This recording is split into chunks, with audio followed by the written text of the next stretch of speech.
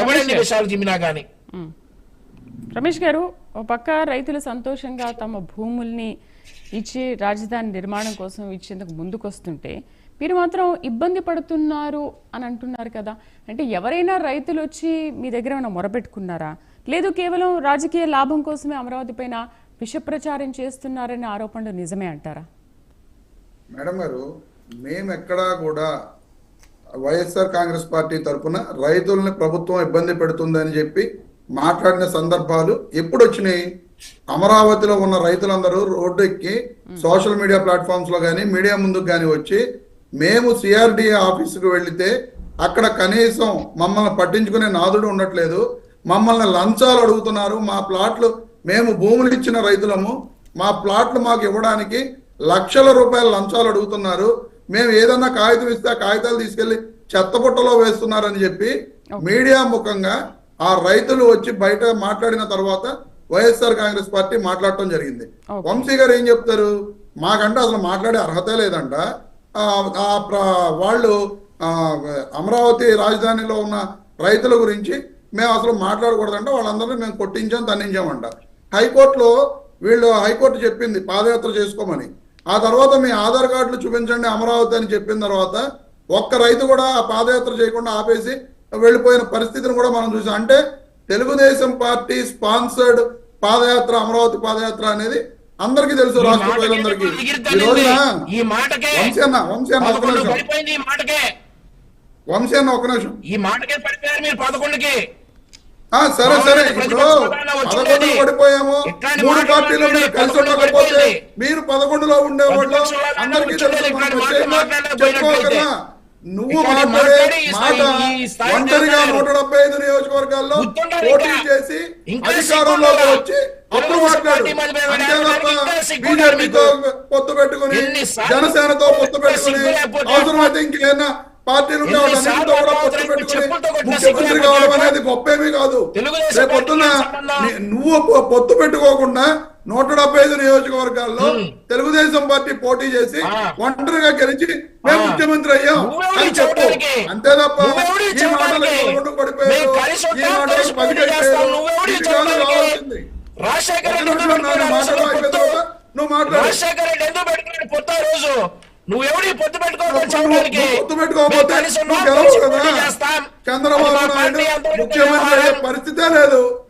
చంద్రబాబు నాయుడు గారు పొత్తు పెట్టుకోకపోతే ముఖ్యమంత్రి అయ్యే పరిస్థితే లేదు.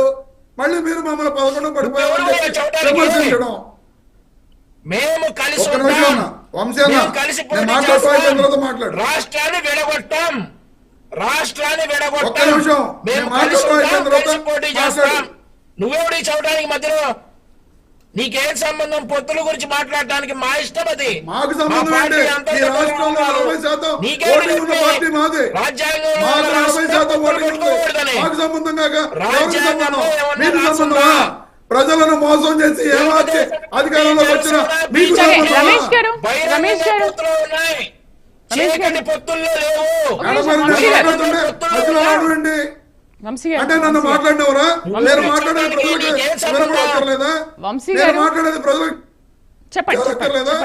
ఓకే రమేష్ గారు, ఇప్పుడు మీకు కావాల్సింది ఏంటి? అయిపోయిన తర్వాత సరే, నేను మాట్లాడటం అయిపోయిన తర్వాత దాని సమాధానం చెప్పనండి, తప్పలేదు. నేను ఆయన మాట్లాడుతుండగా మధ్యలో రాలేదు కదా. సరే, ఇప్పుడు మీకు కావాల్సింది ఏంటి? చాలా మంది రైతులకి పరిహారం అందలేదు, వాళ్ళు సెక్రటరీ దగ్గర వెళ్ళి చాలా గొడవ చేస్తున్నారు, ఆయన ఎవరిని పట్టించుకోవట్లేదు అని అంటున్నారు. మరి వాళ్ళకి సంబంధించి ఒక జీవో చెప్పలా? మమ్మల్ని చాలా దారుణంగా చూస్తున్నారు. మేము భూములు ఇచ్చి సిఆర్డిఏ ఆఫీసుకు వెళితే చాలా చులకనగా మాట్లాడుతున్నారు అని చెప్పి అదే రైతులు చెప్పారు, మేము చెప్పలా. చెప్పిన తర్వాత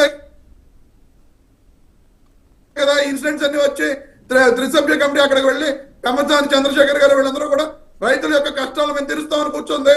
వైఎస్ఆర్ కాంగ్రెస్ పార్టీ చెప్పలా? ఎంతసేపు కూడా వీళ్ళు బురద జల్లుతున్నది వైఎస్ఆర్ కాంగ్రెస్ పార్టీ. అమరావతి రాకుండా చేస్తుంది, అమరావతి రైతుల పక్షాన వాళ్ళకి మాట్లాడే అర్హత లేదు. ఈ మాటలు ఎందుకు? ఎక్కడో దాకా ఎందుకు? నెల్లూరు శేషగిరమ్మ అని చెప్పి ఆవిడ హైకోర్టులో కేసు వేసింది. బాబు, నేను అమరావతి రైతు అమ్మాయి, నేను చనిపోవడానికి కారుణ్య మరణానికి నాకు అనుమతి ఇవ్వండి అని చెప్పి అడుక్కునే పరిస్థితిలో ఈ రోజు అమరావతి రైతులు ఉన్నారు. అంటే ఎంత దారుణంగా ఈ ప్రభుత్వం ఆ రైతుల పట్ల ప్రవర్తిస్తుంది అనేది మనం ఆలోచించవలసిన విషయం. క్లియర్ గా మొన్న ఒక రైతు చెప్తున్నాడు మాకు రిటర్నబుల్ ప్లాట్లు మాకు రావాల్సినవి మాకు అలాట్ చేయమని చెప్పి మేము అడుగుతుంటే లక్షల రూపాయల లంచాలు అడుగుతున్నారు, మేము ఎక్కడి నుంచి తీసుకొచ్చాము అని చెప్పి. అసలు సేకరించని భూముల్లో ప్లాట్లు అలాట్ చేస్తున్నారు. అసలు ఆ భూమినే సేకరించకుండా మాకు ప్లాట్ అలాట్ చేస్తే మేము ఎక్కడికి వెళ్ళి మేము ఏం చేసుకోవాలి?